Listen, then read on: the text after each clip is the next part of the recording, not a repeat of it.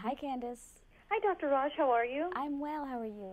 Doing great, thanks. Thank you so much for joining me this morning. I appreciate it. Thank you. So what are your top 10 tips for beginning to improve your overall well-being? Well, first of all, I want to stress the importance of making your goals achievable. And that means not setting your sights too high, because then you're just going to get discouraged very early on and pretty much drop the goals. So these are some small changes you can make that will actually have some long-lasting results in terms of overall well-being. Number one is disconnect from technology. This means you need to take a break 60 to 90 minutes every day from the smartphone, the computer, the television. This will really give your mind and your body a chance to decompress. The second is prioritize your sleep. You want to get those 7 to 8 hours, and many people don't do that, and they don't think it's important, but it is. You want to make your bedroom a place where you want to spend time, so that might mean changing your bedding, getting some room darkening shades or curtains, anything to enhance that sleeping experience.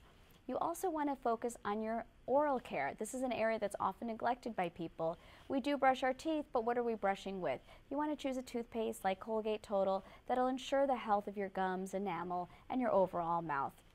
You also want to make sure you go to the doctor, see the doctor when you're feeling well.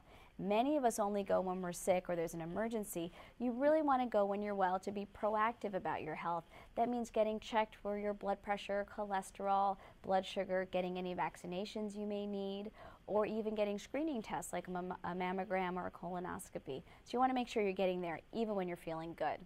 Another thing you need to think about is your posture.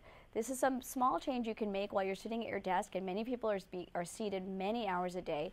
You really want to make sure that both feet are firmly planted on the floor. You want to make sure your neck is in a neutral position. You don't want to be straining it upwards or downwards to look at the computer. So adjust it and make sure you're comfortable. This will help protect your back for the long run.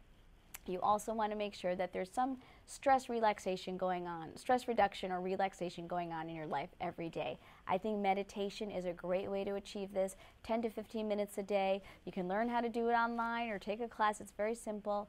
Deep breathing exercises are a way to do it, and it will really help your stress level, which will then help your overall health.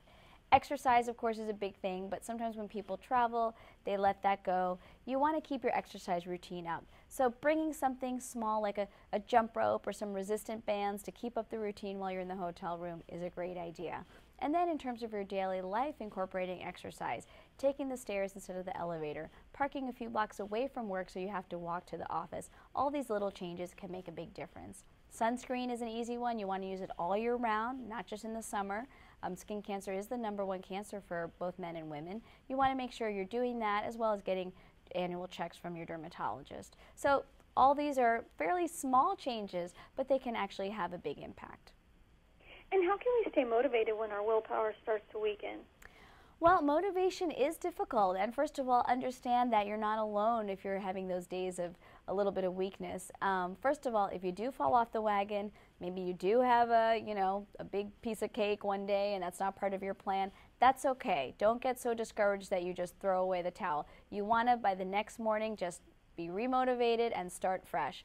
The other thing is having a health buddy. This is someone who's going to go on the journey with you, a friend or a coworker, someone who can help keep you motivated, and it'll also be more fun. And what are some of the surprising results from WebMD's 2013 Healthy Lifestyle Attitudes and Behavior Study? Well, they found that 40% of women do make a health-inspired goal, but only 14% of them actually stuck to that goal by the end of the year. So that was a surprisingly low number. That means that as good as our intentions are in January, by the end of the year, many of us are not sticking to those goals. So again, finding something that's going to work for you, that's achievable, that's practical, that works into your lifestyle. And what can we learn from this when it comes to achieving our health goals?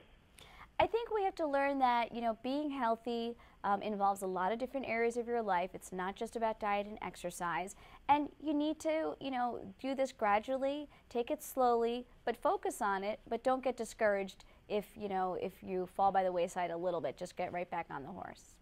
And do you have any additional tips or information you'd like to share with us? Yeah, well, you can go to colgatetotal.com to learn more about this campaign, which is called You Can Do It, and get more information about being healthy. Well, thank you, Dr. Raj. We appreciate it. Have a great weekend. Thank you. You too. Thank you. Bye-bye. Bye.